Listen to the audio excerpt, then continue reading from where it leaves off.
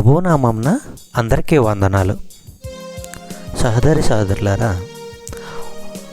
ప్రతి ఉదయం కూడా మనము నిద్ర నుండి లేవగానే దేవుని యొక్క వాక్యము చదవటం ద్వారా, వినటం ద్వారా దేవుడు మనతో ప్రత్యక్షంగా మాట్లాడతాడు. అట్లాగే ఒక రహస్యముందున్న ప్రదేశంలో మీరు కూర్చొని ప్రార్థన చేసినప్పుడు మన ప్రార్థన ఆలకించి మనకు జవాబిస్తాడు. ఈరోజు దేవుని వాగ్దానము ఏమనగా, కీర్తనలు 135వ అధ్యాయము 5వ వచనము. యెహోవా గొప్పవాడనియు మన ప్రభువు సమస్త దేవతల కంటే గొప్పవాడనియు నేనెరుగుదును. సహోదరి సహోదరులారా, యెహోవాను స్తుతించడానికి కీర్తనాకారుడు 5 కారణాలు వివరిస్తున్నాడు. ఈ వాక్యం ద్వారా మనం తెలుసుకునే ఈ యొక్క 5 కారణాల ద్వారా మనము ఎంతగానో దేవుని పట్ల బలపరచబడతాము. మంచివాడుగాను, మనోహరమైనగాను, ఏర్పరచుకునేవాడుగాను, గొప్పవాడుగాను, నెరవేర్చువాడుగాను కీర్తనకారుడు యెహోవాను స్తుతించడానికి గొప్ప కారణాలుగా చెప్పుతున్నాడు.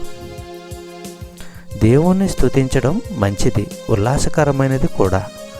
తన కోసం ఒక ప్రజను ఎన్నుకోవడంలో ఆయన చూపిన ప్రేమను మనము లెక్కించలేము. యెహోవా తన కోసం యాకోబు వంశాన్ని ఎన్నుకొన్నాడు. తన సొత్తుగా ఇశ్రాయేలు ప్రజలను కోరుకొన్నాడు.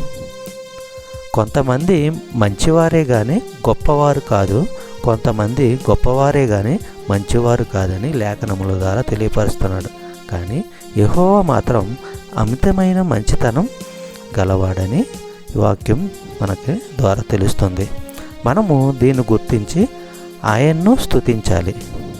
ఈ లోకంలో దేవుని ప్రజలు నలుదిక్కుల అన్యాయాన్ని చవిచూస్తున్న దేవుడు మాత్రం తన సదుద్దేశాలను వారి పట్ల నెరవేర్చుకుంటాడు.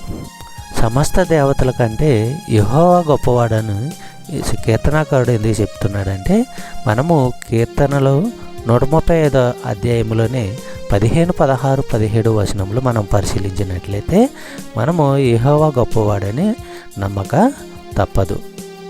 చెప్పబడిన వాగ్దానము దేవుడు దీవించి ఆశీర్వదించును గాక. ఆమేన్.